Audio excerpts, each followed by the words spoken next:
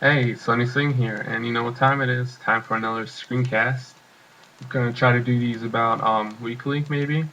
And before I go into this, I'm looking for a new screencast recording program because the current one I'm using is well, right now for this one I'm using Screener.com, but there's a 5-minute time limit, and it works great only except the time limit.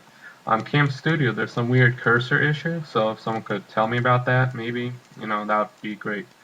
But yeah, so hit me up at dev@mindv.com or on Twitter at UEDev. All right, so today I'll be talking about loading animations. Gonna try to make this quick. No, pretty much it's GIF image animations, and um, and you might be thinking, GIF images, really? Like, why am I doing this? Well, all of the technologies right now, you could use CSS3 animations, but they're not really cross-browser. They work great only on the browsers they work on, so it's not really a good solution there. You could use JavaScript or jQuery to use CSS Sprite, which I did a screencast on last week, and that works, sure, but it does require coding, so a lot of popular sites just use GIF animations. And you can see this working on my code snippets page and around the site as well. But if you go to, say, click on a tab, you see this nice animation there until the request is done. So I'm using Ajax here, and creates a nice user experience. And so let's get into this. Let me open up my file here. Have called loading.psd. Hopefully Photoshop runs fast this time. It's usually slow. I don't know why. To open the file, but here we go. I have three files, I have three layers here, and the trick here is to have like one different and then two of the same. If you go to Window, Animation, you have this animation palette. Let me hit play, you can see that animation there. And it animates three layers, really. It, let me do this anew. So let me create a new file. I'm going to make it 300 by 96.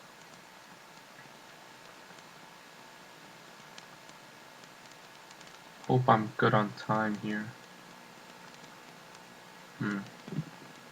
Now I'm freezing up a bit. It is not my day. Alright, so I have the new file thing there. Use the ellipse tool.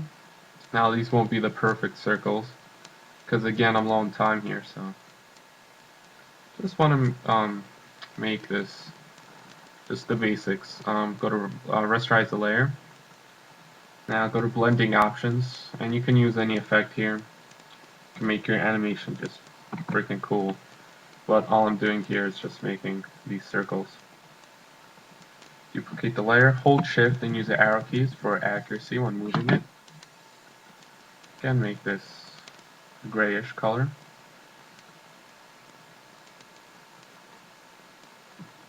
Five, okay. Duplicate once again, hold shift, arrows.